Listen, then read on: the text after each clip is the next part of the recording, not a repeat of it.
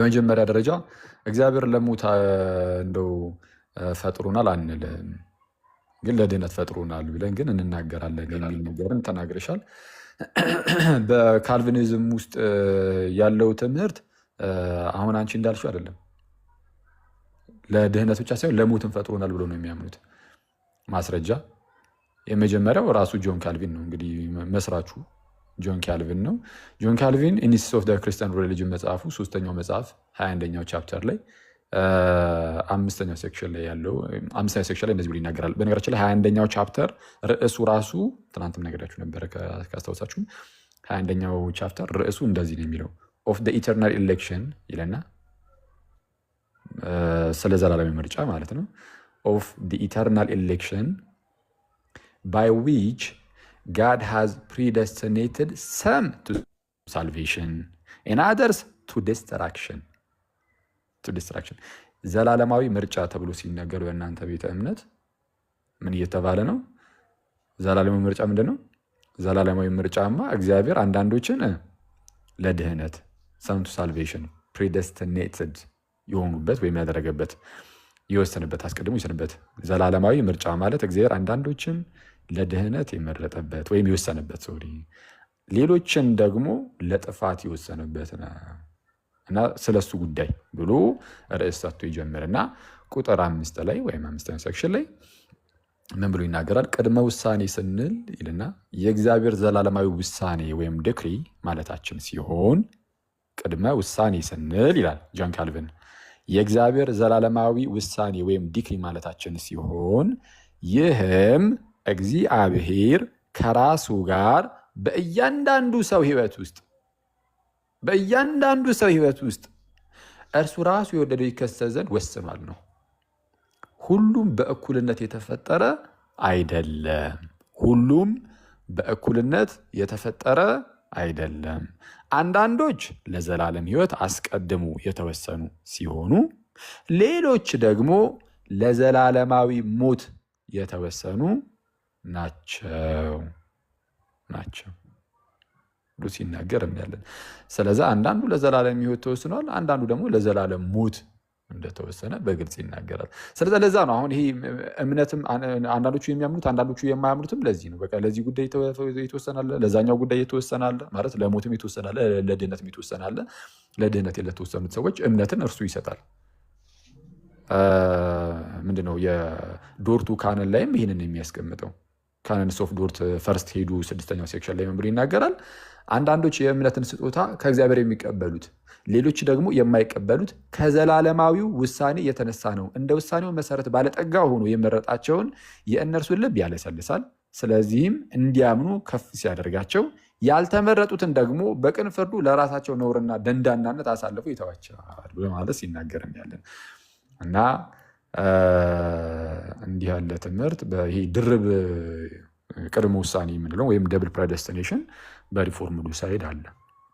አሁን አንቺ ያልሽው ሉተራኖቹ የሚናገሩትን ሉተራኖቹ አይ በቃ ለዘላለም ድህነት ብለን እንናገራለን፣ የጠፉትን ግን በእርሱ ምክንያት ነው አንልም ብሎ ይናገራሉ። ግን እሱም ቢሆን አያስኬድም እውነቱን ለመናገር። ምክንያቱም እግዚአብሔር የተወሰኑ ሰዎችን መረጠ እንበል። ለምሳሌ 10 ሰው አለ።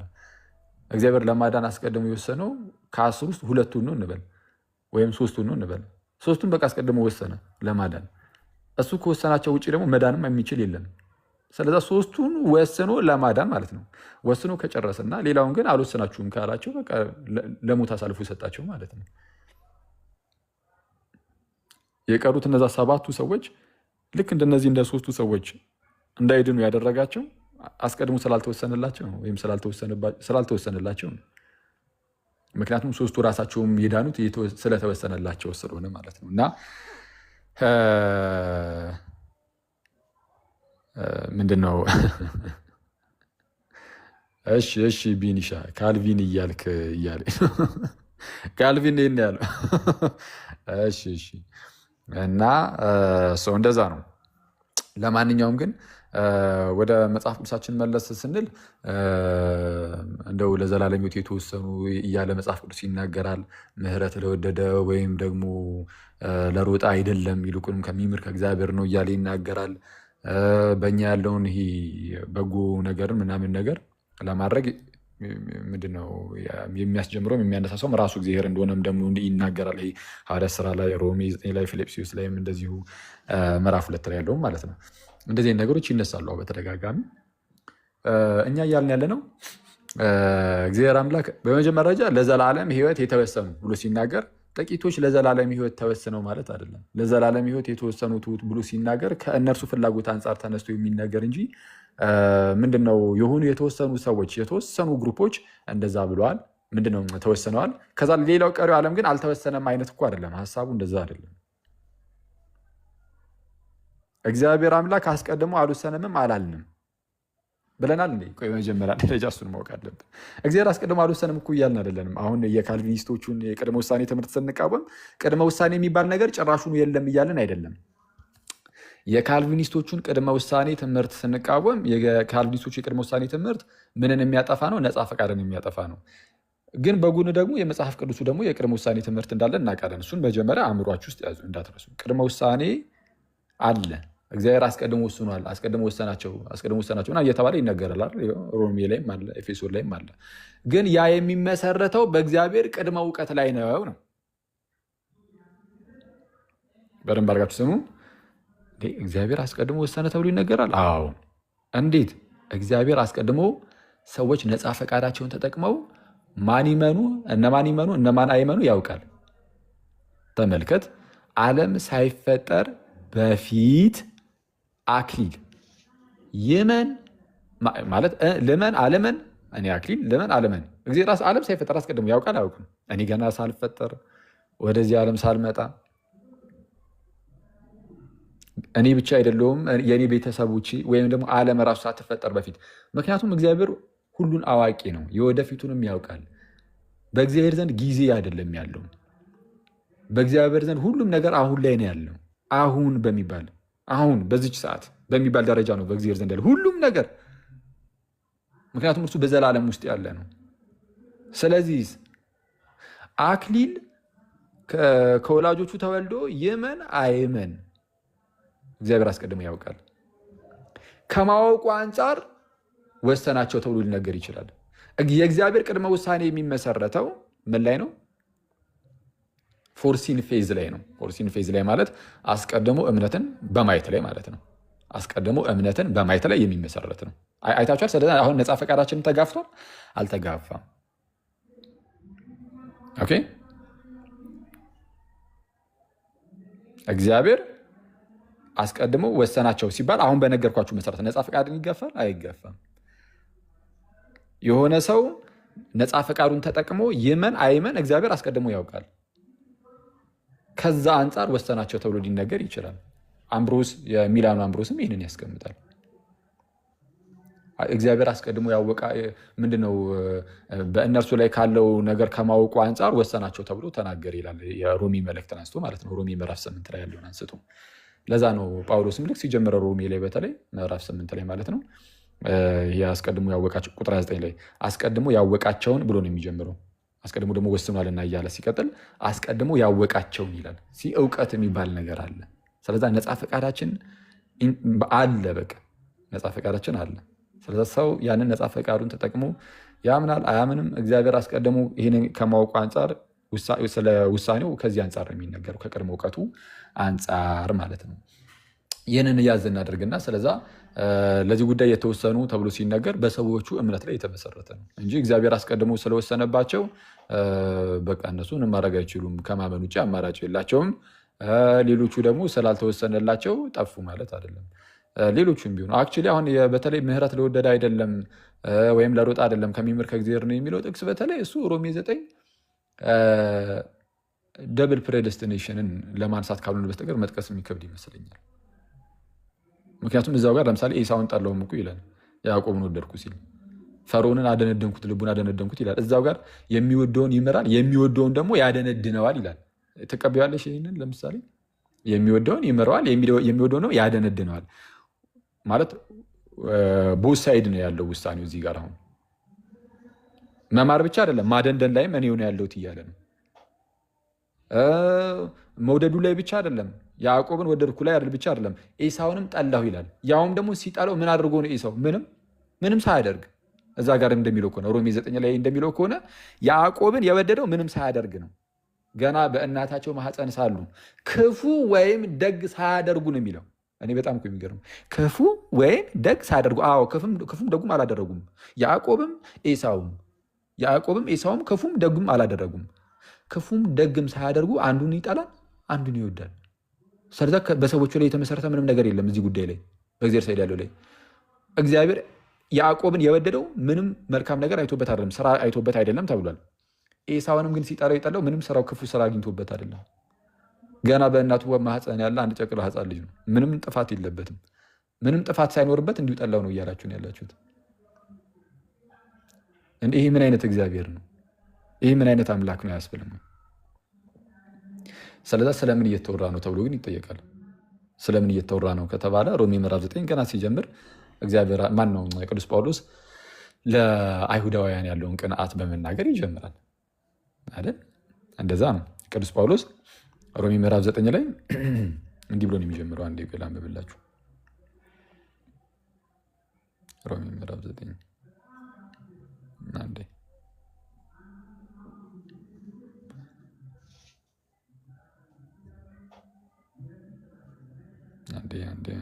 መጽሐፍ ቅዱሳችንን እንውጣ።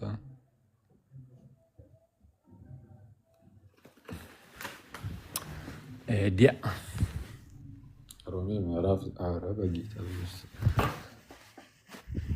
ስልኮቻችን እሱን እያፈለግ በተናገርካቸው ነገር ላይ ለምሳሌ ያልከው ምንድን ነው? እነዚህ ፕሪዲስቲኔሽን የሆኑ ጥቅሶች የሚያመለክቱት እግዚአብሔር ባይ ሂዝ ኖሌጅ ፎርሲ ማድረግ ስለሚችል ነው። አስቀድሞ የሚያምነውንና የሚያምነውን ስለሚያውቅ ነው እንደዛ የተናገረው ነው ያልከው። እና ለምሳሌ ግን ቃሉ ሲናገር ምን ይላል መሰለ? ቀጥሎም ከአብ ካልተሰጠው በስተቀር ማንም ወደ እኔ ሊመጣ አይችልም አላቸው። ካልተሰጠው ይላል። ስለዚህ ማለት ነው ሰው በራሱ ፈቃድ የሚያምንና ሳልቬሽን ወር ደግሞ መዳን የሚያገኝ ከሆነ ለምን ካልተሰጠው ብሎ ይናገራል? አሚን እውቀት ከሆነ እውቀት ብቻ ከነበረ ማለት ነው። እሱ ክፍል ደግሞ ስለምን እያወራ ነው? አሁን የጠቀሽው እሱ ዮሐንስ ወንጌል ምዕራፍ 6 ላይ ያለውን ነው። ሮሜ ምዕራፍ 6 እሱ ዮሐንስ ወንጌል ምዕራፍ 6 ላይ ያለው ነው። ሮሜ ምዕራፍ 6 ላይ ቁጥር 44 አካባቢ ላይ ከአብ ካልተሰጠው በቀር ወደ እኔ ሊመጣ የሚችል ማንም የለም ይላል። ለምሳሌ ከአብ ካልተሰጠው በቀር ወደ እኔ ሊመጣ የሚችል ማንም የለም። ስለምን እየተወራ ነው? እዚህ ጋር ያለው ንግግሩ ቀጥታ ከአይሁዳውያን ጋር ስለሆነ ከአይሁዳውያን አንጻር ነው የምንናገረው። ከአይሁዳውያን አንጻር ነው ልንመለከት የሚገባው በመጀመሪያ ደረጃ ማለት ነው። ታዲያ እሺ ከአይሁዳውያን አንጻር ሆኖ ስለምን እየተወራ ነው ካልን ትላንትም እንዳብራራሁልሽ ከላይ ጀምሮ ካየሹ የሮሜ ምዕራፍ 6ን ስለምን እያወራ ነበር የሚመጣው? ምግብን አበርክቶ ያበላቸዋል። ከዛ በኋላ ይህንን ነገር ሲያዩ ይከተሉታል። ከዛ በኋላ ዝም ብሎ ብቻ እንደው እንዲህ ስላበላቸው ምናምን ይከተሉታል እንጂ ተአምርን አይተው በጣም እንደው አምነውበት ምናምን አልነበረም የሚከተሉት። እሱን ያውቃል። እንደው በቃ ምግብን ብቻ ስለመገባቸው ይከተሉት ግን ነበረ እና ከዛ በኋላ ወዲያውኑ ጌታችን ተናገራቸው። ምን ብሎ? ለሚጠፋ መብል አትስሩ፣ ለዘላለም ሕይወት ለሚኖር እርሱም የሰው ልጅ ለሚሰጣችሁ መብል ስሩ እንጂ እርሱንም እግዚአብሔር አብ አትሞታል ብሎ ነገራቸው። ስለዛ ለሚጠፋ መብል አይደለም መስራት ያለባችሁ፣ ይልቁንም ለምንድን ነው አለ? ለዘላለም ሕይወት ለሚኖር መብል የሰው ልጅ ለሚሰጣችሁ ለእርሱ ስሩ አለ። እሺ ይህንን የእግዚአብሔርን ስራ እንድናደርግ ምንድን ነው ምን እንስራ አሉት። ጌታ ኢየሱስ መልሶ ይህ የእግዚአብሔር ስራ እርሱ በላከው እንድታምኑ ነው ብሎ ነው አይደል የነገራቸው። እርሱ በላከው እንድታምኑ ነው፣ በጌታ በኢየሱስ ማለት ነው። እርሱ በላከው እንድታምኑ ነው። ስለዚህ አሁን እመኑ ተብሎ እየተጠየቁ ነው እነዚህ ሰዎች። አብዛኞቹ አላመኑበትም። ዝቅ ብለንም ስንመለከት ማለት ነው እዛው ዮሐንስ ወንጌል ምዕራፍ 6 ላይ ቁጥር 30 ቤቶች ውስጥ ስንገባም አናምንም ሲሉ እናያለን። አናምንም። ከዛ ጌታችንን መለስ አድርጎ አስቀድሜ እንዳልኳችሁ ከአብ ካልተሰጠው በቀር ማንም ሊከተለኝ አይችልም፣ በማን በሌላ ሊያምን አይችልም ብሎ ሲናገር እናያለን። እና አብዛኛው ሰው ኦልሞስት ሁሉም በሚባል ደረጃ አላምንም ብሎ ሲናገር እናያለን፣ ወይም ወደኋላ ሲያፈገፍግ እናያለን። አሁን እነዚህ ያላመኑት አስቀድሞ ስላልተወሰኑ ከሆነ ለምንድነው እመኑ እያለ የሚያስጨንቃቸው? ወይስ ጌታችን አያውቅም ማን እንደተወሰነበትና ማን እንዳልተወሰነበት? አሁን እኛ ሰዎች ስንሰብግ ኦኬ እሺ፣ ማን በቅድመ ውሳኔ ውስጥ ማን ይኑር ማን አይኑር ስለማናቅ ዝም ብለን እኛ መስበክ የእኛን ድርሻ ዝም ብሎ መስበክ ነው ያለብን። እግዚአብሔር ደግሞ የመረጣቸውን ዝም ብሎ በቃሉም በኩል በምኑም እያሰማ ፒክ ያደርጋል ይወስዳል እንበል። ጌታችን ግን ያውቃል አያውቅም ነው? ያውቃል። ታዲያ እያወቀ በቅድመ ውሳኔ ውስጥ የሌሉትን ሰዎች ለምንድን ነው የሚያስጨንቃቸው? እመኑ እያለ ምን ክርክር ውስጥ ስታስገባው ከእነርሱ ጋር ያስፈራል። ይህ ትወና እኮ አይደለም፣ የምርም እንዲያምኑ ነው። ግን ያላመኑበት ምክንያት እሱ አልነበረም። ምንድን ነው? አሁን ቅድም የጠቀሽው ጥቅስ ነው። ምን የሚል ነው? አብ ከሳበው በቀር ወደ እኔ ሊመጣ የሚችል ማንም የለም የሚልና ቀጣዩን ጥቅስ ስታነቢው እዛው ጋር መልሷል። ቁጥር 45 ላይ ምን ይላል? ሁሉም ከእግዚአብሔር የተማሩ ይሆናሉ ተብሎ ተጽፏልና በነቢያት ተጽፏልና ይላል። ሁሉ ከእግዚአብሔር የተማሩ ይሆናሉ ተብሎ በነቢያት ተጽፏልና አብ ከሳበው በቀር ሲል ከእግዚአብሔር የተማረ ነው ወይ ነው ያ ሰው። ከዛ ቀጠል አድርጎ ምንድን ያለው? ከአብ የሰማ የተማረም ወደ እኔ ይመጣል። ከላይ ምን ነበር ያለው? ቁጥር 44 ላይ አብ ከሳበው በቀር ወደ እኔ የሚመጣ የለም። ወደ እኔ ምን የሚል የሚመጣ። ኦኬ እሺ። ከዛ እዛው ጋር ወደ እርሱ የሚመጡት እነማን እንደሆኑ አብራራው። እዛው ጋር ተርጉሙታል። እኛ ብዙ ያናል የራሳችን ተረጓሚ ውስጥ ሳንገባ ራሱ ጌታ ኢየሱስ ተረጉሙታል። ቀጣዩ ጥቅስ ላይ ወደ እኔ የሚመጣው ምን ያደረገ ነው አለ? አስቀድሞ የተወሰነበት ነው ነው? በፍጹም ከእግዚአብሔር የሰማ የተማረም ማለትም አይሁዳውያን እግዚአብሔርን ያመልካሉ በፍጹም ልባቸው የምርም እግዚአብሔርን ተከተሎት ቢሆን አብን የምርም እግዚአብሔር አባታችን ብለው እንደሚናገሩት የምርም አብን ተከተለው ቢሆን ኖሮ ነው በቃ ክርስቶስን የሚቀበሉት ነበረ ነው። እሱን እኮ እያለ ያለው ሌላ ታሪክ እኮ አይደለም እንዴ። አብን የምርም አብን ከልባቸው ተከተሎት ቢሆን ኖሮ ለምንድን ነው ኢየሱስን የሚከተሉት? እንዴት ወደዛ እንዴት ሊያመራ ይችላል ከተባለ ይከተሉት የነበሩት ያ አብ ራሱ ነው ኢየሱስን የላከው።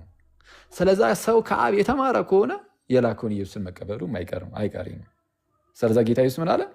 ሁሉ ከእግዚአብሔር የተማሩ ይሆናሉ ተብሎ በነቢያት ተጽፏል።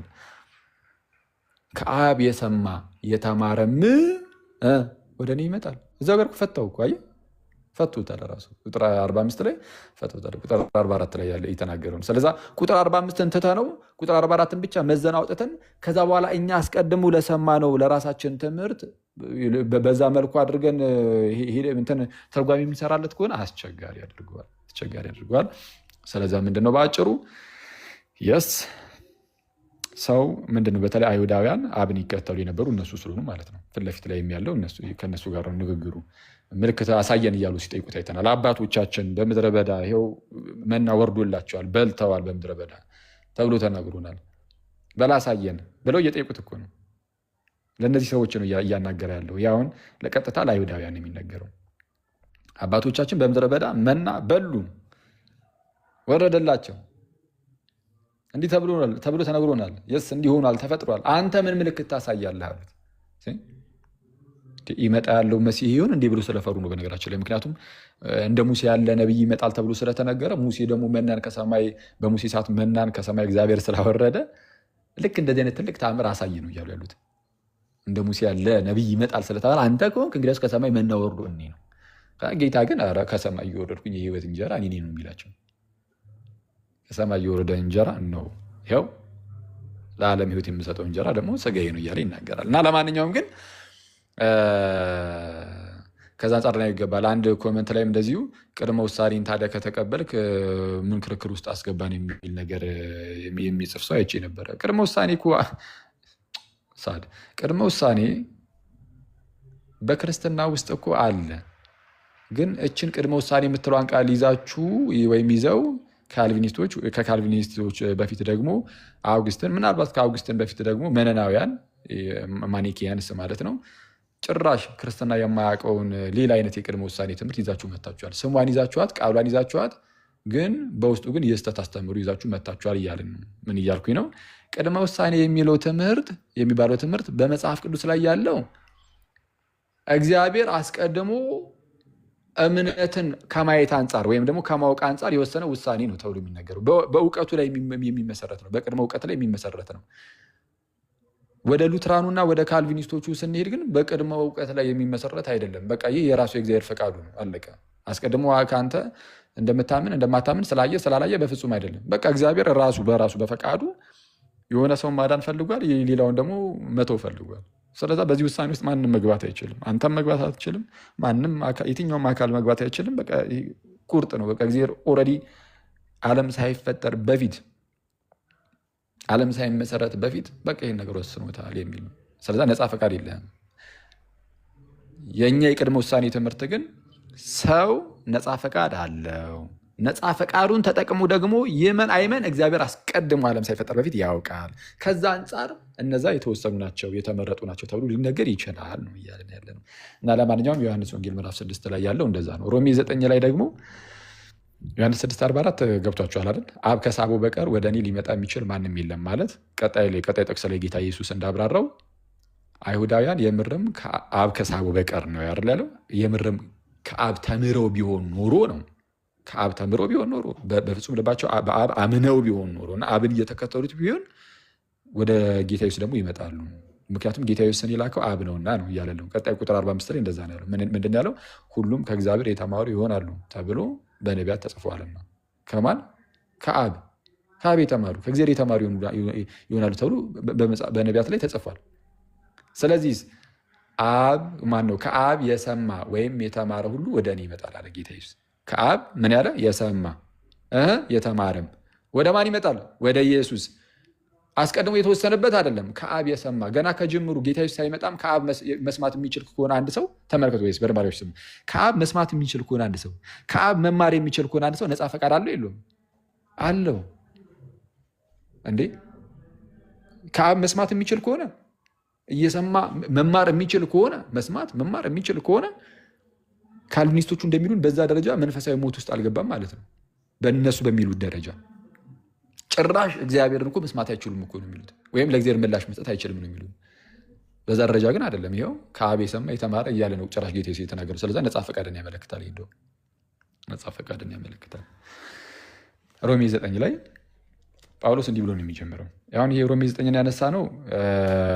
ሮሜ 9 ላይ የሚነሱ በጣም በርካታ ክፍሎች አሉ። ለምሳሌ ያዕቆብን ወደድኩ ኤሳውን ግን ጠላሁ ተብሎ እንደተጻፈ ነው የሚል ክፍል አለ። ለምሳሌ ሮሜ 9 ላይ ያዕቆብን ወደድኩ ኤሳውን ግን ጠላሁ፣ ምሕረት ለወደደ ወይም ለሮጠ አይደለም ከሚምር ከእግዚአብሔር ነው እንጂ የሚል አለ። ለምሳሌ ምሕረት ለወደደ ወይም ለሮጠ አይደለም። ምሕረትን ስለወደድክ ስለሮጥክ አይደለም ነው፣ በቃ ከሚምር ከእግዚአብሔር ነው እየተባለ ነው ነው።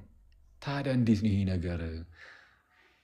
የሚወደውን ይምረዋል፣ የሚወደውንም እልከኛ ያደርገዋል፣ ደንዳና ያደርገዋል እያለም ደግሞ ይናገራል። እግዚአብሔር ታዲያ ምን እናድርግ ታዲያ? ራሱ እግዚአብሔር እኮ ሁሉ ነገር የሚያደርገው ምንድን ነው ታዲያ? ምን ቀረልን? እንዲህ የሚታየው ይህ ብቻ አይደለም። ሸክላ ሰሪ ከአንዱ ጭቃ ክፍል አንዱን ዕቃ ለውርደት ወይም አንዱን ዕቃ ለክብር አንዱን ዕቃ ለውርደት ሊሰራ በጭቃው ላይ ስልጣን ያለው አይደለም ነው ይላል። ሸክላ ሰሪ ማለት ነው። በጭቃ አይደለም ሸክላውን የሚሰራው? ልክ በጭቃ ሸክላውን ሲሰራ ማለት ነው። ከዛው ከአንዱ የጭቃ ክፍል ከዛው ከሚሰራበት ማለት ነው ብድግ ያደርግና አንዱን ዕቃ ለክብር ቆንጆ አድርጎ ቢሰራው፣ አንዱን ደግሞ ለውርደት ቢሰራው በጭቃው ላይ ስልጣን አለው የለውም? የሸክላ ሰሪ አለው አይደል? ስልጣን። ታዲያ እናንተ ደግሞ የኔ የእጆቼ ስራ ናችሁ፣ እኔ ፈጣሪያችሁ ነኝ ነው፣ ወይም እግዚአብሔር ፈጣሪያችሁ ነው፣ እናንተ ደግሞ ጭቃዎቹ ናችሁና እግዚአብሔር የፈለገው እንዲህ የማድረግ ስልጣን የለውም ወይ በፍጡራኑ ላይ እያለ ይጠይቃል። ጉድ እኮ ነው። እንዴት ነው ይሄ ነገር?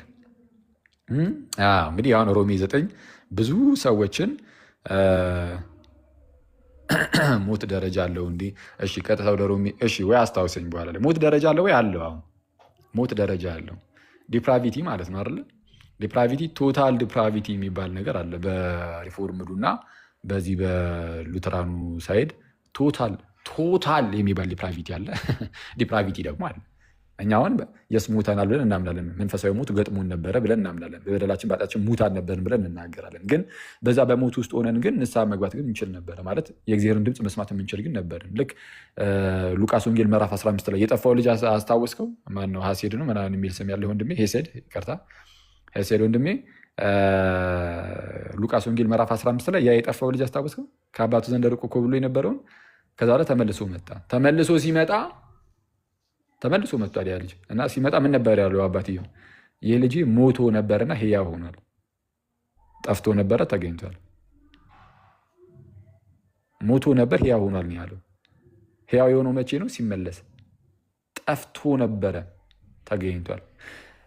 ስለዛ ያ ከአባቱ መራቁ ሞት ተብሎ ተገልጿል። ግን ያ ሞት ተብሎ የተገለጸበት ሰው ግን ሲመለስ ደግሞ አይተነዋል። ወደ አባቴ እመለሳለሁ ብሎ ነው የመጣው።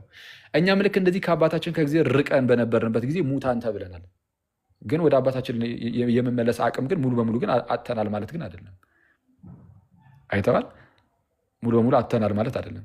ምንም እንኳን ሞት ተብሎ ቢገለጽም በካልቪኒስቶቹ ዘንድ በሉተራኖቹ ዘንድ ያለው በዚህ በፕሮቴስታንቱ ዘንድ ያለው ትምህርት ግን አይ ሙሉ በሙሉ አቅሙን አጥቷል፣ ምንም በቃ መመለስ አይችልም፣ አይቻልም ሙሉ በሙሉ ማለት ነው። ሞቷል፣ ኮምፕሊትሊ ሞቷል። ስለዚህ የሞት ደረጃ አለው። ከዚህ አንጻር ይሄኛው አሁን እናንተ የምትሉትን ወይም ካልቪኒስቶቹና ሉተራኖቹ የሚሉትን መጽሐፍ ቅዱስ አይለውም። ኦኬ መለስ ስንል ሮሜ 9 ላይ እንግዲህ ከእግዚአብሔር ከሆነ ሁሉ ነገር እግዚአብሔር በዚህ ሁሉ ነገር ላይ ስልጣን ካለውና ምህረትም ደግሞ ለወደደ ለሮጠ ካልሆነ ከሚምር ከእግዚአብሔር ብቻ ከሆነ ከሚምር ከእግዚአብሔር ከሆነ ሶሪ ያዕቆብን ወደድኩ ኤሳውን ግን ጠላው እያለ ከተናገረ ታዲያ ምን ቀረልን ከተባለ ሮሜ 9 ቅድም እንዳልኳችሁ በጣም ለብዙ ሰዎች የሚከብድ የመጽሐፍ ምዕራፍ ነው። የዚህ ምንድነው የመጽሐፍ ቅዱስ ከሚከብዱ ከመጽሐፍ ቅዱስ ምዕራፎች ውስጥ አንዱ ሮሜ 9 እንደሆነ ብዙ ሰዎች ይናገራሉ። ኮንቴክስቱን ይዘን አውዱን ይዘን ያየነው እንደሆነ ግን በዛ ደረጃ ላያስጨንቀን ይችላል። አውዱን ይዘን ፕላስ ደግሞ መጽሐፍ ቅዱስን ሆሊስቲክ በሆነ መልኩ ከተመለከት ነው መጽሐፍ ቅዱስ ላይ ያለውን ትምህርት እሺ ይሄ ሲል ቆይ ወይ ደግሞ አንዴ ልጨርስና ከዛ በኋላ ጠይቀኛል። አስታውሰኝ ፕሊዝ፣ ይህንን ጥያቄን አስታውሰኝ እና ሰው ምንድን ነው ሶሪ አንዴ እሺ የሮሜ 9 አውዱን እና የመጽሐፍ ቅዱስን አጠቃላይ የሆነውን ትምህርቱን አንድ ጊዜ ከተረዳ ነው ካወቅ ነው በሱ ላይ ተመስርተን ደግሞ አንደኛ የመጀመሪያው ነገር እንዳልኳችሁ አጠቃላይ የሆነውን የመጽሐፍ ቅዱስን እውነት መያዝ ያስፈልጋል። ከዛ ደግሞ አውዱን መመልከት፣ አውዱን ስንመለከት ምናምን ቀለል አድርገን ለመረዳት ያመቸናል ብዬ አስባለሁ። ሮሜ ምዕራፍ 9 ልክ ሲጀምር እንዲህ ብሎ ነው የሚጀምረው። ብዙ ሐዘን የማያቋርጥም ጭንቀት በልብ ያለብኝ ስል በክርስቶስ ሆኜ እውነትን እናገራለሁ፣ አልዋሽምም፣ ሕሊናዬም በመንፈስ ቅዱስ ይመሰክርልኛል ይላል ጳውሎስ። ተመልከቱ በውስጤ ምን አለ? በቃ ብዙ ሐዘን የማያቋርጥም ጭንቀት በልብ ያለብኝ ስል በክርስቶስ ሆኜ እውነትን እናገራለሁ፣ አልዋሽምም፣ ሕሊናዬም በመንፈስ ቅዱስ ይመሰክርልኛል። ለምንድን ነው በጳውሎስ ውስጥ እንዲህ ያለ ብዙ ሐዘን ያለው የማያቋርጥም ደግሞ ጭንቀት በልቡ ውስጥ ያለበት? ይህንም ደግሞ እንዲህ ብሎ የሚናገረው በእውነት በክርስቶስ ሆኖ እንዲህ በግልጽ የሚናገረው ለምንድን ምን አይነት ጭንቀት ነው የገጠመው? ምን አይነት ሐዘን ነው የገጠመው ያለን እንደሆነ ስለ አይሁዳውያን ጉዳይ ነው። ጳውሎስ ስለ አይሁዳውያን ጉዳይ በጣም እያስጨነቀው ነው። ልቡ ውስጥ በጣም ትልቅ የሆነ ሐዘን፣ ጠንካራ ሐዘን እንደተቀመጠ ይህ ንግግሩ ያስታውቃል። ቀጠል አድርጎ እንዲህ ይላል፣ በስጋ ዘመዶቼ ስለሆኑ ስለ ወንድሞቼ። ስለነማን? በስጋ ዘመዶቼ ስለሆኑ ስለ ወንድሞቼ ከክርስቶስ እንደው ስለ እነርሱ ነው። በስጋ ዘመዶቼ ወንድሞቼ ስለሆኑት ስለ እነርሱ ስለ ዘመዶቼ ስለ ወንድሞቼ እንደው ስለ እነርሱ ከክርስቶስ ተለይቼ እኔ ራሴ የተረገምኩ እንደሆን እጸልይ ነበርና አለ። ምን ያህል ጭንቀት ነው ይገዝ! ስለ ወንድሞቼ ስለ አይሁዳውያን ማለት ነው። በስጋ ዘመዶች ያሉ አይሁዳውያን ነው። ቀጠል አድርጎ እንደዚህ ይላል፣ እነርሱ እስራኤላውያን ናቸውና እነርሱ ምንድን ናቸው? እስራኤላውያን ናቸውና ልጅነትና ክብር፣ ኪዳንም፣ የሕግም መሰጠት፣ የመቅደስም ስርዓት፣ የተስፋውም ቃላት ለእነርሱ ናቸውና አባቶችም ደግሞ እኮ ለእነርሱ ናቸውና ከእነርሱም ክርስቶስ በስጋ መጣ፣ እርሱም ከሁሉ በላይ ሆኖ ለዘላለም የተባረከ አምላክ አሜን ይላል። እና ለነዚህ ለእስራኤላውያን በስጋ ወንድሞቼ ዘመዶቼ ለሚሉት ለነዚህ ለወንድሞቼ እኔ ራሴ እንደው ከክርስቶስ ተለይቼ የተረገምኩ እንደሆን እጸልይ ነበር። በዚህ ደረጃ ነበር የሚጸልየው ጳውሎስ። ስለ እስራኤል እንደዚህ አስጨንቆ የሚያስጸልየው ነገር ምንድን ነው እንድንጠይቅ ያደርገናል። ስለ እስራኤል በውስጡ እንዲህ አይነት ከባድ ሐዘን እንደ ጠጣር ድንጋይ ሆኖ እንዲህ አይነት ሐዘን ልቡ ላይ ቁጭ ያለበት በምን ምክንያት ነው? ምን ብሎ እስኪጸልይ ድረስ እንደው በቃ ከክርስቶስ ተለይቼ ለዘላለም የተረገምኩ ልሆን ብሎ እስኪጸልይ ድረስ ጳውሎስ በጣም የሚያስገርማችሁ ምዕራፍ 10 ላይ እንዲህ ብሎ ነበር የሚጀምረው። ምዕራፍ 10 ላይ ምን ብሎ ነበር የሚጀምረው? ወንድሞች ሆይ የልቤ በጎ ፈቃድና ስለ እስራኤልም ወደ እግዚአብሔር ልመናዬ እንዲድኑ ነው በእውቀት አይቅኑ እንጂ ለእግዚአብሔር እንዲቀኑ እመሰክርላቸዋለሁና የእግዚአብሔርን ጽድቅ ሳያውቁ የራሳቸውን ጽድቅ ሊያቆሙ ሲፈልጉ ለእግዚአብሔር ጽድቅ አልተገዙ። የሚያምኑ ሁሉ ይጸድቁ ዘንድ ክርስቶስ የሕግ ፍጻሜ ነው ይላል። አይቷል። ምዕራፍ 10 ላይ ምን ብሎ እንደሚጀምር ወንድሞች የልቤ በጎ ፈቃድና ስለ እስራኤልም ወደ እግዚአብሔር ለመነስ እንዲድኑ ማለት ስለ ጭንቀቱ እስራኤል እንዲድን ነው ማለት ነው። ያ ሐዘን ውስጡ ያለው ስለ እስራኤል ያለው ሐዘን ህዝበ እስራኤል እንዲድኑለት ነው። ለምንድን ነው እንደዚህ በጣም ያስጨነቀው? እስራኤል እየወደቀ ስለሆነ በስጋ ወንድሞቹ ዘመዶቹ የሚሆኑ ከእነርሱ በስጋ የመጣውን ያንን ክርስቶስን አንቀበልም በማለታቸው እየወደቁ ነው፣ እየሞቱ ነው። ስለዚህ ጳውሎስ ምን አለ? ኧረ እንዲድኑ ነው፣ ወደ እግዚአብሔር ጸሎቴ እንዲድኑ ነው። እንዴ ጳውሎስ ምኑን ወደ እግዚአብሔር ትጸልያለህ? ሮሜ 9 ላይ ከታች ዝቅ ብለን አሁን እነዛ ሰዎች እንደሚረዱት ከሆነ ያዕቆብን ወደድኩ ኤሳውን ጠላው እንደዛ የሚሉ ክፍሎችም ምሕረት ለወደደ ወይም ለሮጥ አይደለም ከሚምር ከእግዚአብሔር ነው እንጂ የሸክላ ሰሪው በጭቃው ላይ ስልጣን ያለው አይደለም ወይ ምናምን የሚሉ ጥቅሶችን የመዘዝን እንደሆነ እና ካልቪኒስቶቹ እንደሚረዷቸውም የምርም ጳውሎስ እንደዛ ጽፈው ከሆነ ጳውሎስ ምን ብለን ልንጠይቀው እንችላለን? ገና እዚህ ጋር ገና ስንጀምር ምዕራፉን ጳውሎስ ምኑን ስለነሱ አዘንከው? ምኑን ስለነሱ ጸለይከው? እንዴ በቃ እግዚአብሔር የፈለገውን ነው የሚመረው። እነዚህ ደግሞ ካልፈለጋቸው በቃ ይመራቸውም ነው ጥሏቸዋል እያልከን አይደለም? እንደዛ ላስተምሩ በቃ ይሄ የእግዚአብሔር ውሳኔ ከሆነና ደግሞ እግዚአብሔርንም ደግሞ እንዴት እንደዚህ ያደረግክ ብለህ መጠየቅ ማትችል ከሆነ እንደዛ ብሎ ስለሚናገር ዘጠኝ ላይ ለምን እንደዚህ ታደርጋለህ? በል በቃ አንተ የራስን ስራ ብቻ የተሰጠህን ስራ እግዚአብሔር የራሱን ስራ ይሰራል ብለን እንድንጠይቀው አያደርገንም ወይ? የስ ያደርገናል።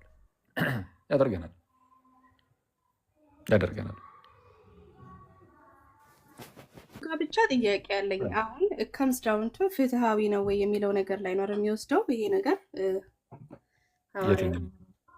አሁን የምትለው ነገር ማለት እግዚአብሔር ይባላል። በነገራችን ላይ አክሊል ልበለህ? እሺ ችግር የለም። አክሊል ምንድን ነው? አንፌርነስ ይመስላል ለሰዎች። ለምን እንዴት ነው አንዳንዶችን መርጦ ሌሎቹ ደግሞ በቃ ይሄ ግራንትድ አልሆኑም ስለዚህ ብሎ ፍትሃዊነትን ጥያቄ ውስጥ የሚከት ነገር ነው። ግን መጽሐፍ ቅዱስ በብዙ ቦታ ላይ ሲናገር ማለት ነው የሰው ልጅ በኃጢአት እንዳለ ያስተምራል። ማለት እንትን ይግባኝ ብለን የምንጠይቅበት ሲቹዌሽን የለንም አይደለ? ስለዚህ እግዚአብሔር ሁሉንም ሰው ሲፈርድ ፍትሃዊ ነው። አንዳንዶችን ቢያድን ጸጋው ነው፣ ጸጋው ፍሬ አድርጎ ሰጥቷል አንዳንዶችን ለማዳር ማለት ነው። ስለዚህ የድህነት ጉዳይ የፍትህ ብቻ ጉዳይ አይደለም፣ የምህረትም ጉዳይ ነው ብዬ አምናለሁ። ለምን መጽሐፍ ቅዱስ ኤክስፕሊሲትሊ ሰው ሁሉ ኃጢአትን እንደሰራ ያስተምራል። ስለዚህ ማንም ሰው እግዚአብሔር መዳን አለብኝ እግዚአብሔር ሊያድነኝ ይገባል ብሎ ይግባኝ መጠየቅ አይችልም ብዬ አምናለሁ። ገባ? ከዚህ ፐርስፔክቲቭ ካየው ቀላል ነው። ለምን ሰው ሁሉ ፍርድ ይገባል። አንተ የምትጠይቅ አንተ ማነህ እኮ ይላል እኮ። እውነት ነው። ገባኝ። ገና እኮ እሱን እኮ አላብራ። እኔ ከእግዚአብሔር ፐርስፔክቲቭ ነገሮችን ለማየት እየሞከርኩ ነው። አሁን እግዚአብሔር ሲል እናንተ ማናችሁ የምትጠይቁት ፍትህ ነው ፍትህ አይደለም የምትችሉት የሚል ይመስለኛል እኔ ሳስበው ማለት ነው። ችግር የለውም ከእግዚአብሔር ፐርስፔክቲቭ እንዲሆን አሁን አንቺ እንዳልሽው ማለት ነው አውቃለሁ። ይህንን የእናንተን ለምሳሌ በምን ምሳሌ ያስቀምጡታል መሰለሽ? የእናንተ ሰዎች ለምሳሌ 10 ሰው ታስሯል እንበል። የእድሜ ልክ እስራት ነው የተፈረደባቸው። ኦልሬዲ በቃ ይገባቸዋል ያ እስራት። ከነዛ ከእድሜ ልክ እስራት ውስጥ ሄዶ አንድ የሆነ አካል መጥቶ ማለት ነው 2 ሰዎችን ከዛ ውስጥ ነፃ ወጣ። እነዛኛዎቹ ኦልሬዲ ይገባቸዋል። ስለዛ በቃ ምንም ማድረግ አይችሉም። ለእነዚህ ግን ምህረቱን ገለጠ ነው። ልክ እንደዛ ነው ብለው እንደዚያ ምሳሌ ይሰጣሉ። እኔ እኮ አይጠፋኝም እኮ ትምህርታችሁን በሚገባ ነው የማውቀው። ግን ምንድነው አሁን እያልን ያለ ነው የእግዚአብሔር ምህረቱ የተገለጠው እናንተ እንደምታስቡት ከ100 ሰዎች ውስጥ ለ8 ሰዎች ነው ወይም ደግሞ በጣም ለጥቂት ሰዎች ነው ወይ? የእግዚአብሔር ምህረቱ የተገለጠው ለማን ነው? እግዚአብሔር የወደደው ማንን ነው? ልጁን ኢየሱስ ክርስቶስን ሲልከው ማንን ወዶ ነው? ይሄ እኮ ነው ትልቁ ቁም ነገር። እርግጥ ነው ኦገስትን እግዚአብሔር ሰዎች ሁሉ እንዲድኑ አይወድም አይፈልግም ብሏል። ወደ መጨረሻው ትምህርቱ ላይ መሞቻው ሲቃረብ ከዚህ ዓለም መለያው ሲቃረብ ኦገስትን ነው እንደዚህ አይነት ትምህርት ለመጀመሪያ ጊዜ ያመጣው እና አንደኛ ጢሞቴዎስ ምዕራፍ 2 ላይ ያለውን ክፍልም ሰዎች ሁሉ ይድኑና እውነቱ ደግሞ ይደርሱ ዘንድ በሚሉ በመድኃኒታችን በእግዚአብሔር ፊት ደስ የሚያሰኝና መልካም የሆነው ይሄ ነው የሚለውን ቃል ሰዎች ሁሉ የሚለውን ከየዘሩ የሆኑ የተመረጡ ሰዎች ማለት ነው ብሎ ሲተረጉም እናያለን። ወይ ኦኬ ይሁን፣ ግን የምር እንደዛ ነው ወይ ነው? እግዚአብሔር እንዲድኑ የወደደው በመጀመሪያ እግዚአብሔር የወደደው ማንን ነው? ምክንያቱም በሐዲስ ኪዳን የእግዚአብሔር ፍቅር የተገለጠው በቤት በኩል ነው። እግዚአብሔር በሐዲስ ኪዳን ፍቅሩን የገለጠው በልጁ በክርስቶስ ኢየሱስ በኩል ነው። በክርስቶስ በኩል ነው። እንደዛ ነው። ሮሜ ምዕራፍ 5 ላይ እንደተነገረው ምንድነው? ክርስቶስ ስለኛ ሞቷልና እግዚአብሔር ለኛ ያለውን የራሱን ፍቅር ያስረዳል የሚለው ክርስቶስ ስለኛ ሞቷል። ስለዚህ እግዚአብሔር ለኛ ያለውን ፍቅር የራሱን ፍቅር በቃ ያስረዳል። ዮሐንስ መልእክት ላይም እንደዛ ነው። እግዚአብሔር ልጁን ወደ እኛ እንደላከ እንደወደደን ነው እያለ ይናገራል። እና እግዚአብሔር ልጁን ወደ እኛ መላኩ ክርስቶስ መጥቶ ስለኛ መሞቱ በሐዲስ ኪዳን የእግዚአብሔር ፍቅር መገለጫ ሆኗል። እግዚአብሔር ፍቅሩን ያስረዳው በዚህ ነው። በሐዲስ ኪዳን እግዚአብሔር በሐዲስ ኪዳን የወደደው ያፈቀረው ማንን ነው? እስቲ ንገሪኝ፣ ማንን የወደደው? አጭር አድርጌ አመሰግናለሁ። ልባቸው የተሰበሩትን በሽተኞችን፣ ኃጢአተኞች ነን ብለው የሚያምኑትን እነዚህን የወደደው ክሊርሊ ብዙ ቦታ ላይ ወንጌሉ ላይ ስታየው ኢየሱስ ክርስቶስ ራሱ ምሳሌን አንስቷል። አንዱ እንትን የሆነ ትዕቢተኛ ልብ ያለውንን አንዱ ደግሞ የተሰበረ ልብ ያለውን አምጥቶ አስቀመጠ እና ማን እግዚአብሔር እንደማረ የትኛውን እንደማረ ይናገራል። አንደኛው ምን አለ? ማንን ነው የሚመረው እኮ አይደለም። ልነግርህ ነው እግዚአብሔር አስቀድሞ ማንን የወደደው ልጁን ሲልክ ማንን ወዶ ላከው እኮ የሚወደውን ማን አይነት ሰዎችን እንደሆነ ነግሮናል። አትሊስት ኢንዲቪጁዋሊዝም አድርጎ እንትናን ወደድኩት ሳይሆን ያለን ሞሮቭ ምን አይነት ሰዎች የእግዚአብሔርን መንግስት እንደሚወርሱ ነግሮናል። ምን አለ? ልባቸው የተሰበረ እነዚህ ብፁዓን ናቸው የእግዚአብሔርን አይደለም እሱን አይደለም ያሉ ብሏል።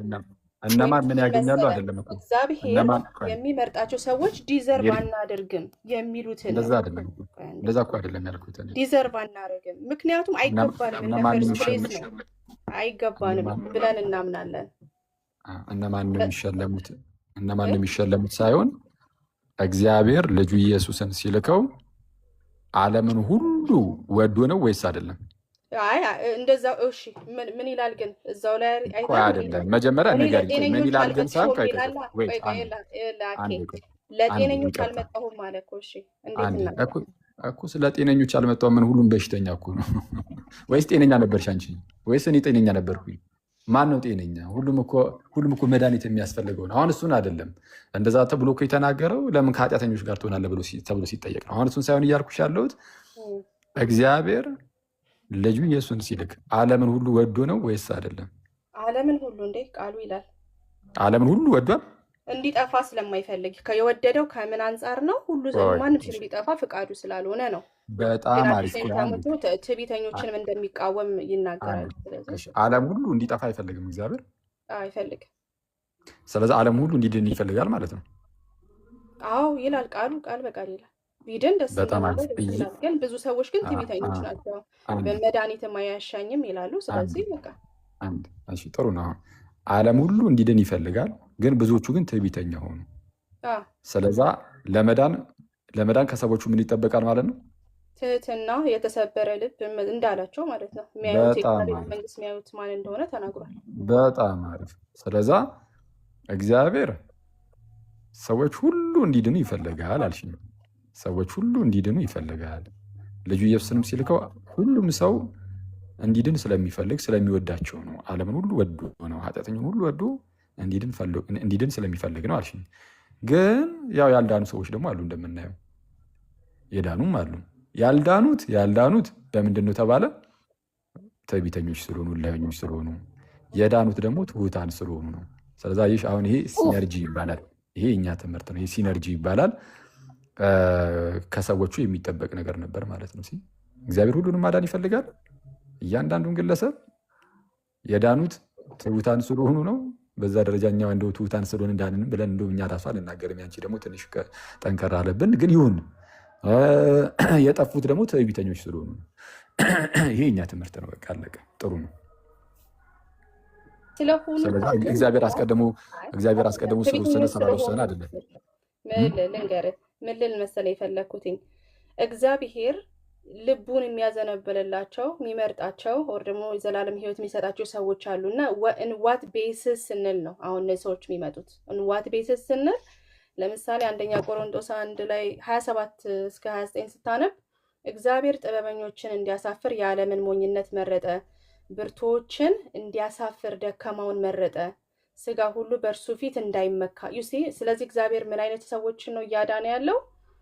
እንዳልከው ነው ቅድም 10 ፕሪዝነሮች ቢኖሩ ሁለቱን በቃ የፈለገውን ከዛ ውስጥ ይመርጣል። ምን ብለው ለምሳሌ እነዛ እስር ቤት ውስጥ ያሉ ሰዎች እግዚአብሔር እባክህ አድነኝ፣ በቃ አጥፍቻለሁ፣ እኔ ደካማ ነኝ ቢሉት ለነሱ ሞር ሀዘኔታ አለው ቨርስስ እዛው እስር ቤት ውስጥ ሆኖ እንደዛ ግን እንዴት ማለት ይችላል? ለምሳሌ ቢሳደብ ያላወጣህም ብሎ የመወሰን እንትን አለው። እግዚአብሔር ስልጣን ስላለው ይተዋቸዋል እዛው። ስለዛ ማረን ማለት የሚችሉ ከሆነ እነዛ ሰዎች ነፃ ፈቃድ አላቸው ማለት ነው። እና እናንተ እንደምትሉት ሙሉ በሙሉ አልሞቱም ማለት ነው። እሱን እኮ ነው የምልሽ። ማረን ማለት የሚችሉ ከሆነ እንግዲህ አንዳንዶቹ ማረን የሚሉ ማለት በቃ ሰው ማረን ማለት የሚችሉ ሆኖ አንዳንዱ ግን አይ አልልም ብሎ በትዕቢት የሚነፋ ከሆነ እሱን እግዚአብሔር አይቀበለውም። ትክክል ነሽ። እኔ ይህንን አምናለሁ። ማረኝ የሚለውን ግን አዎ ይቀበላል፣ ያድነዋል። የስ እኔ ይህንንም አምናለሁ። ስለዛ ይሄው ከሰዎቹ የተጠበቀ ነገር አለ ነው እያልኩሽ ያለሁት እኮ እኔም እንጂ አሁን አንቺ ቅድም እንዳልሽው ወይም ጆን ካልቪንም እንደተናገረው እግዚአብሔር አንዳንዶቹ ለዘላለም ሕይወት በቃ እንደዚሁ ስለመደባቸው በቃ ለዛ ነው አለቀ እንጂ ከነሱ ምንም ትህትናም ታይቶ አይደለም፣ ፈቃደኝነትም ታይቶ አይደለም። ዝም ብሎ በቃ እንደዚሁ ነው ሄዳሉት የሚባል ነገር የለም። እሺ ፕሪዘነሮችም ጋር ስትመጣ ለምሳሌ ዋን ስቴክ ባክወርድ መሄድ አለብን። ምን ለማለት እነዚህ ሰዎችም ለመለመን ኢኔብል ያደረጋቸው እግዚአብሔር መንፈስ አለ ብለን እናምናለን። ምንድነው እኮ ሳይሽ አሁን ደግሞ እዚህ ጋር ስንስማማ ድጋሚ አሁን ወደኋላ ትመልሻለች ማለት ነው። ወደኋላማ እመለሳለሁ። ለምን? በፕሪዴስቲኔሽን ስለማምን ነው ወደኋላ መመለሰው።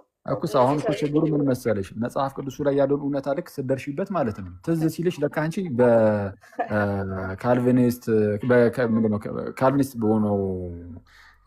ካልቪኒስቲክ በሆነው ፕሪዴስቲኔሽን ስለምታምኚ እሱ ትዝ ይልሻል። ከዛ እሱ ትዝ ሲልሽ መጽሐፍ ቅዱስ ላይ የተስማማነውን ነገር ወደ ጎን ታደርጊውና ፕሪዴስቲኔሽን ስለማምን ደግሞ ቆይ አንዴ እሷ ላይ ደግሞ ወደኋላ አንድ ትንሽ ደግሞ መለስ እንበልበት እናትና ደግሞ አይ እዚህ ጋርማ በቃ በቅድመ ውሳኔ የሆነ ነገር አስቀድሞ ደግሞ አድርጓል ብለሽ ደግሞ እየቀጠልሽ ነው ያለሽ። ስለዛ እኔ አሁን ለአንቺ ማድረግ ያለብሽ ምንድን ነው? አናሎጂ ሁሉንም ነገር ኤክስፕሌን አያደርግም። ገና ኤክስፕሌን ዋን ፖይንት እንደ አዘር ፖይንትን ላያስረዳ ይችላል። አናሎጂ የእስር ቤቶቹ አናሎጂ አናሎጂውን እኮ አይደለም የእስር ቤቱን አናሎጂ ሳይሆን እያልኩሽ ያለሁት እንደ አጠቃላይ ራሱ እግዚአብሔር አምላክ ሰዎችን ሁሉ ለማዳን ይወዳል አለሽ፣ ይፈቅዳል አለሽ። አሁን እንደዚህ የሚል የካልቪኒዝም ትምህርት የለም። እውነቱን ለመናገር ኬት አምጥተሽው እንደሆነም አላውቅም። ገና ከጀምሮ እግዚአብሔር ሰዎችን ሁሉ እያንዳንዱን ለማዳን ይፈቅዳል የሚባል ትምህርት ጭራሽ እንደዛ ሳይሆን ያለው ጭራሹን እንደውም እግዚአብሔር የማዳን ፈቃድ ያለው የተወሰኑትን ነው። ስለዚህም ክርስቶስም የሞተው ለነዛ ለጥቂቱ ለተወሰኑ ሰዎች ነው፣ ለመተዳተንመንት ማለት ነው እንጂ እግዚአብሔር እያንዳንዱ ግለሰብ ለማዳን ፈቃዱ ነው የሚል ትምህርት የለም በካልቪኒዝም ውስጥ። አንቺ እኮ ነሽ አሁን እንደዚህ እያልሽ ያለሽው። አንቺ ደግሞ መተሽ ይህንን ስትናገሪ ያለሽበትን የካልቪኒዝምን እምነት ትተሽው መጽሐፍ ቅዱሳዊ ነገር እያያሽ ነው። ልክ መጽሐፍ ቅዱሳዊ ነገር ስትይዘሽው በቃ ጥሩ ነው ይሄ ምናምን ነገር ስንልሽ ትዝ ሲልሽ ለካ ካልቪኒስት ነሽ። ካልቪኒስት መሆንሽ ትዝ ሲልሽ ደግሞ ትመለሽና ደግሞ የሆነ ነገር ደግሞ ልትጨምሪ ትሞክሪያለሽ። እና እንደዛ ከምታደርጊ ትንሽ ወይ ተረጋግተሽ ብታዩ ጥሩ ነው ብዬ አስባለሁ። ካልቪኒስት አይደለሁኝም። አውቶሪቲ ኢዝ ዘ ባይብል። ካልቪኒስት ኢዝ ቲዮሎጂን ታውቃለህ? ሂዝ ፐርሰን ቲዮሎጂን። አውቶሪቲ መጽሐፍ ቅዱስ እንጂ ካልቪን ኦቶሪቲሽ መጽሐፍ ቅዱስ መሆኑ ጥሩ ነው። አይ ትናንት ካልቪኒስት ነኝ ብለሽ ነበር የገባሽው። ለዛ እኮ ነው ወይ? አይደለም ማለት ቪዎችን ትጋራለህ፣ ግን ከሉተርም ጋር እኮ ምጋራው አይዲያ አለ። ጥምቀት ላይ ደግሞ ላልጋራው እችላለሁ። ስለዚህ ሂዝ ቲዮሎጂን ቱ ስለዚህ አውቶሪቲያችን እግዚአብሔር እኮ ያም ሆነ ይሄ ግን ማለት ነው እግዚአብሔር ሰዎችን ሁሉ ለማዳን ፈቃዱ ከሆነ ይህንን ካመንሽ ማለት ነው በቃ በጣም ብዙ ነገር ይስተካከላል። ለምን ካልሽኝ እግዚአብሔር ሰዎችን ሁሉ ለማዳን ፈቃዱ ከሆነ ፍላጎቱ ከሆነ እንደ አድን ምን ያዘው? እስቲ ንገሪኝ፣ ምንድን ነው እንደ አድን የያዘው? ምንድን ነው እንደ አድን የያዘው ሳይሆን ምን መሰለ ፍሪ ዊል አለ እግዚአብሔር ከልቡ የሚወዱትን የሚፈልጉትን ነው አብሯቸው ለዘላለም መኖር የሚፈልገው እንጂ ፍሪ ዊል አለ፣ እየጠሉት ነፃ ፍሪ ፈቃድ ዊል አለ አለ። እያልሽ ነው። እሱን እኮ አዎ ታዲያ ይኸውልህ፣ ነፃ ፈቃድ አሁን እኮ ችግሩ እኮ ምንድነው? ነፃ ነፃ ፈቃድ ፈቃድ አለ አለ ካልሽ በኋላ ዲፋይን ደግሞ ማድረግ ነው። እሺ አሁን እኮ ለምን ችግሩ ደግሞ ምንድነው? እም፣ ፍሪ ዊል አለ፣ ነፃ ፈቃድ አለ። ለዛ ነው ሁሉም ሰው ያልዳነው እና ከዛም ከሆነች ሰዓት በኋላ ደግሞ አሁን በፕሪዴስቲኔሽን እንደምታምኝ በዛኛው በአውግስቲኒያን በሆነው ፕሪዴስቲኔሽን ቅድመ ውሳኔ እንደምታምኝ ተዚህ ልጅ ደግሞ አይ የሆነ ነገር አለብሽ ደግሞ ከኋላው ሊጨምርበት ያለች ለዛ ነው። እና በቃ ለዛ ነው አሁን አየት አድርጊያት ያልኩሽ እንትን እንዳይል። ከሄሴድ ጋር ደግሞ ትንሽ ደቂቃ ልቀጥልና ልውጣኔ አሁን ስራ ጥቼ ነው የገባሁት ራሱ። እግዚአብሔር ይረዳል፣ ሰዎች ቃሉን እንዲሰሙ ይረዳል እና የሚያምኑትን ደግሞ ያውቃል። አሁን ለምሳሌ ሰርጊዮስ ጳውሎስ የሚባል እንትን ያለ አገረ ገዢ ጳውሎስና በርናባስን የእግዚአብሔርን ቃል እንዲነግሩት ጠራቸው። ይህንን ያደረገው እንግዲህ እግዚአብሔር ነው። ቃሉን እንዲሰሙ ሰሙ። ጠንቋያሙ ኤልማስ ሊያከላክል ቢሞክር ለጥቂት ጊዜ እውር ትሆናለህ አለው። ያም ሞከረ አልሞከረ፣ አገረ ገዢው ግን በእግዚአብሔር አመነ። ምን አገናኘ ይህንን ከቅድመ ውሳኔ ጋር ስል እግዚአብሔር ይረዳል። እግዚአብሔርማ ይረዳል። ኦፍኮርስ ቃሉን እንድታምን ይረዳል ለማለት ፈልጌ ነው። ይረዳል። ትክክል። የእግዚአብሔር እምነታችንም በእግዚአብሔር እርዳታ ነው። ትክክል። እግዚአብሔር ይረዳል። ግን እኛም ግን ነፃ ፈቃድ አለን ነው። የሆነ ሙሉ በሙሉ ሙት ሆነን የሆነ ሞነርጂስቲክ የሆነ ነገር ብቻ ሳይሆን የምናስቀምጠው ሲነርጂ ነው። ግን ሁሌም ቢሆን ማወቅ ያለብን ምንም እንኳን ነፃ ፈቃድ ቢኖረንም እንላለን። እኛ አሁን ነፃ ፈቃድ ላይ ብቻ ትኩረት አድርገን እንግዲህ ፔላጂያኒዝም ላይ እንዳንወድቅ ወይም የፔላጂያን ሄረሲ ላይ እንዳንወድቅ እንጠነቀቃለን። አይ በቃ ነፃ ፈቃድ ብቻ እያለን ዝም ብለን እንደዚህ አንጓዝም። በጎን ደግሞ አይ ጸጋ ብቻ የምን አባቱ ነፃ ፈቃድ እያለን ደግሞ ኤክስትሪም የሆነ እንደዚህ ካልቪኒስቲክ የሆነ እንትን ላይ መውደቅም አይለብንም። ስለዛ እንዴት ነው የምናደርገው? እንደነ ዮሐንስ ካሲያን፣ ቅድም እንዳልኳቸው እንደነ ጆን ካሲያን ልክ እንደነሱ ሚድል ዌው ላይ ኦርቶዶክስ የሆኑ ላይ እሱ ላይ እንቆማለን ማለት ነው። እሱ ምንድነው? የስ ነፃ ፈቃድ አለን። ደግሞ ያ ነፃ ፈቃዳችን ግዴታ የእግዚአብሔር ጸጋም ደግሞ ያስፈልገዋል። አዎ እገዛ ያስፈልገዋል፣ እርዳታ ያስፈልገዋል። ስለዛ ነፃ ፈቃድና ነፃ ፈቃድና የእግዚአብሔርን ጸጋ ነጣጥረን የምናያቸው አይደሉም። አንዱን ስንቶ ድህነት ይቋረጣል። አለቀ። አንዱን ስንቶ የእግዚአብሔርን ጸጋ ዞር ብናደርግ በነፃ ፈቃድ ብቻ መዳን አንችልም። ነፃ ፈቃዳችንን ዞር ብናደርግ እግዚአብሔር አስገድዶ አያድነንም። እንደዛ ነው የሚሉት። አሁን አውግስቲንን ያጠመቀው አምብሮስ ነው የሚላኑ አምብሮስ እግዚአብሔር ሊያድነን ሲፈልግ አያስገድደንም ብሎ ነው የሚናገረው። ስለዚህ ኢሬዚስተብል ግሬስ የሚባል ነገር የለም። ስለዛ ነፃ ፈቃድ ያስፈልገናል። ስለዛ ነፃ ፈቃድም የእግዚአብሔር ጸጋ ያስፈልጋል ነው። እሺ ሄሰድ ቀጠለሽ። ምን ትል? አንድ ጥያቄ ብጠይቅ፣ ይሄ ሮሜ ቅድም ለጥፌው ነበር። አንተ ሰው የምትጠይቅ ማንህና ነው? እግዚአብሔር የምትጠይቀው ሉዓላዊ ነው። የወደደውን ለከበረ ዕቃ አልፈለገውን ደግሞ ለተዋረደ ዕቃ ይሰራዋል። አንተ የምትጠይቅ ማነህ ይላል ሮሜ ላይ። ቅድም ለጥፌው ነበር፣ አይተኸው እንደሆነ። በዚህ ላይ ምን አስተያየት? ሮሜ 9 ላይ ማለት ነው። ሮሜ 9:18 ላይ እንግዲህ አሁን ሮሜ 9 አዊሽ ከላይ ጀምሮ አሁን ቅድም ጀምሬውም ነበረ እና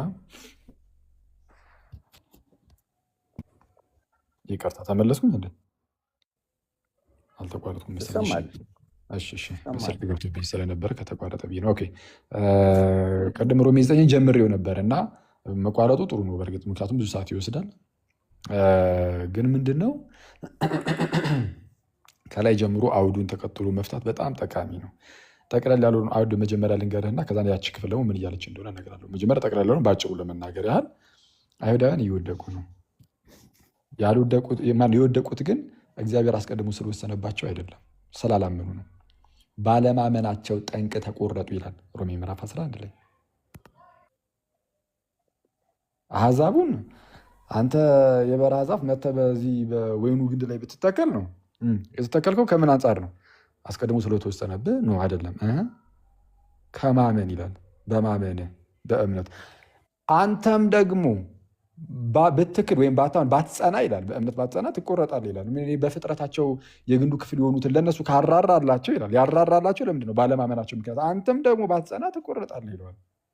ስለዚህ መግባትም መውጣትም በራስ ፈቃድ እንደሆነ በጣም ግልጽ ነው። ሮሜ ምዕራፍ 11 ይህንን ያብራራዋል። ሮሜ ምዕራፍ 9፣ ምዕራፍ 10፣ ምዕራፍ 11 በጣም ተያያዥ ነው። ሶስቱም ምዕራፍ 11ኛው ምዕራፍ ላይ እነዚህ ነገሮች ስላሉ ማየት ይጠይቃል። 10ኛው ምዕራፍ ላይ ደግሞ ምን አይነት ነገር አለ? የሚያምኑ ሁሉ ይጸድቁ ዘንድ ክርስቶስ የሕግ ፍጻሜ ነው ይላል። ስለዚህ ይህም የተሰጠው ለሁሉም ነው። ባሪያ የለም፣ ጨዋ የለም፣ የግሪክ ሰው የለም፣ አይሁድ የለም፣ ወንድ የለም፣ ሴት የለም። መጽሐፍ እንደሚናገር በእርሱ የሚያምን አያፍርም ተብሎ ተጽፏል እያለ ይናገራል። ሮሜ ምዕራፍ 10 በአይሁዳዊና በግሪክ ሰው መካከል ልዩነት የለምና አንዱ ጌታ የሁሉ ጌታ ነውና ለሚጠሩትም ሁሉ ባለጠጋ ነው ይላል። ለማን? አስቀድሞ ለወሰነባቸው ሁሉ ነው። ለሚጠሩት ሁሉ ባለጠጋ ነው። የጌታን ስም የሚጠራ ሁሉ ይድናል ተብሎ ተነገረ። አስቀድሞ የወሰናቸው ሁሉ ይድናሉ ሳይሆን የጌታን ስም የሚጠራ ሁሉ ይድናል። ግን የጌታን ስም ለመጥራት ማመን ስላለበት ባላመኑትስ እንዴት አድርገው ይጠሩታል? ለማመን ደግሞ መስማት ስላለባቸው ባልሰሙትስ እንዴት አድርገው ያምናሉ? ለመስማት ደግሞ ሰባኪ ስለሚያስፈልግ ያለ ሰባኪስ እንዴት ይሰማሉ? ሰባኪው ራሱ ደግሞ የተላከ መሆን ስላለበት ዝም ብሎ ማንም መንገደኛ እየተነሳ ስለሰበከ ብቻ እምነት ይፈጠራል የሚባል ነገር ስለሌለ ወይም ደግሞ ማመን ያ እምነት ያድናል ከዛ ከሰባኪው የምትሰማው እምነት ያድናል ማለት ስላልሆነ መላክ ስላለበት ካልተላኩስ እንዴት ይሰብካሉ እያለ ይናገራል። ስለዚህ እምነት ከመስማት ነው ይላል። መስማትም በእግዚአብሔር ቃል ነው ይላል። እምነት ከመስማት ነው። ዝም ብሎ እኛ ማመን ስለማንችል ዝም ብሎ እግዚአብሔር ይሰጠናል። ስለዛ እንደዛ የሚባል ነገር የለም። እኛ ማመን ስለማንችል ዝም ብሎ እግዚአብሔር እምነቱን እያመጣ ቁጭ ያደርጋል፣ ውስጥ ላይ ይፈጥርብሃል አይደለም። የስ እኛም መስማት እንችላለን፣ ማመን እንችላለን፣ ግን እግዚአብሔር ሊረዳን ያስፈልገናል። ስለዚህ እምነት ከመስማት ነው፣ መስማትም በእግዚአብሔር ቃል ነው። ሰው የእግዚአብሔርን ቃል ይሰማል፣ ያምናል። እግዚአብሔር ደግሞ በነገር ሁሉ ይረዳዋል፣ ያግዘዋል። የእግዚአብሔር እርዳታን አንክድም፣ በፍጹም አይደረግም። ስለዚህ ይህንን እንደዚህ ያዝ እናደርግና አይሁዳውያን ለምን ተቆረጡ ከተባለ ባለማመናቸው ጠንቅ። ስለዚህም ጳውሎስ ለዚህ ነው ሲጸልይ የነበረው። በውስጡ በጣም ጭንቀት አለበት፣ ሀዘን አለበት። ስለ ወንድሞቼ በስጋ ዘመዶቼ ስለ ወንድሞቼ ስል እንደው በቃ ከክርስቶስ ተለይቼ ለዘላለም የተረጎምኩ እሆን ዘንድ እጸልይ ራሱ ነበር ይለናል። በጣም ነው የሚወዳቸው ማለት ነው አይደል? እስራኤላውያንን ጳውሎስ እንዲጠፉበት አይፈልግም። ግን የሮሜ 9 አሁን እናንተ በምትሉት መልኩ እንመልከተው ካልን አህዱ ወንድሜ እግዚአብሔር እነዚህ ሰዎች አልወደዳቸውም። ያዕቆብን ወደድኩ ኤሳውን ጠላሁ ነው የሚለው እና እነዚህ ሰዎች ጠልቷቸው በዚህ ምክንያት ቆርጧቸው ነው እየተባለ ያለው። ከእግዚአብሔር ይልቅ ጳውሎስ ፍቅር ሆነ። እንዴት የሚያስገርም ነገር ነው! ከእግዚአብሔር ይልቅ ጳውሎስ ፍቅር ሆነ። ከእግዚአብሔር ይልቅ ጳውሎስ ነው የሚወደው የሰዎችን መዳን ያስብላል። እንዲድኑ ነው ጸሎቴ ልመኔ ብሎ ምዕራፍ 10 ቁጥር 1 ላይ ስለተናገረ ማለት ነው። የኔ የልቤ በጎ ፈቃዴ ስለ እስራኤል እንዲድኑ ነው ያለው። እና እግዚአብሔር በመጀመሪያ ደረጃ ሁሉም እንዲድኑ ይወዳል የሚለውን ማወቅ አለብን። ልክ አንደኛ ጢሞቴዎስ ምዕራፍ 2 ቁጥር 4 ላይ እንደተነገረው ሰዎች ሁሉ ይድኑና እውነቱን ወደ ማወቅ ይደርሱ ወይም ይመጡ ዘንድ በሚወድ በመድኃኒታችን በእግዚአብሔር ፊት ደስ የሚያሰኝና መልካም የሆነው ይህን ይላል። የትኛው? ስለ ሰዎች ሁሉ ጸሎት፣ ልመና፣ መልጃ፣ ምስጋና ማቅረብ፣ ስለ ነገስታቱም፣ ስለ መኳንንቱም፣ ስለ ሁሉም ጸልዩ ተባለ። ስለ እያንዳንዱ ግለሰብ ጸልይ። እንድትጸልዩ ከሁሉ አስቀድሜ ይመክራሉ አለ ጳውሎስ። ለምን? ይህ በእግዚአብሔር ፊት ደስ የሚያሰኝ ነው። በእግዚአብሔር ፊት ስለ እያንዳንዱ ግለሰብ መጸለይ ያስደስታል። በእግዚአብሔር ፊት የሚያስደስት ነው። ለምን? እግዚአብሔር ሰዎች ሁሉ ይድኑና እውነቱን ወደ ማወቅ ይደርሱ ዘንድ የሚወድ ነውና ይላል። የምትጸልይላቸው እያንዳንዱ ግለሰብ እንዲድን የእግዚአብሔር በጎ ፈቃዱ ነው። አሁን መተን እዚህ ጋር ሮሜ 9 ላይ አሁን ቀጥታ እናንብበውና ቀጥታ አንተ ያልካትን ጥቅስ ከምን አንጻር እንደምንፈተው ልንገርህ። ያው ከሱ በፊት ግን ያዕቆብን ወደድኩ ኤሳውን ጠላሁ፣ ምንድነው የሚወደውን ይምራል የሚወደውን እልከኛ ያደርጋል ምናምን፣ ስለ ሙሴ ምናምን እነዚህ ነገሮች ሁሉ ምሕረት ለወደደው የሚለሩት አይደለም የሚሉ ነገሮች እነሱን ሁሉ አልፈን ነው እየመጣን ያለ ነው። እነዚህን ትልልቅ ሁሌ ጥያቄ ሆኖ የሚነሱት ማለት ነው የፈርዖንን ልብ መደንደን ምናምን እና እነሱን ያዝ አድርጎ ጠቅላላ ሲያደርገው እንዲህ ይላል። እሺ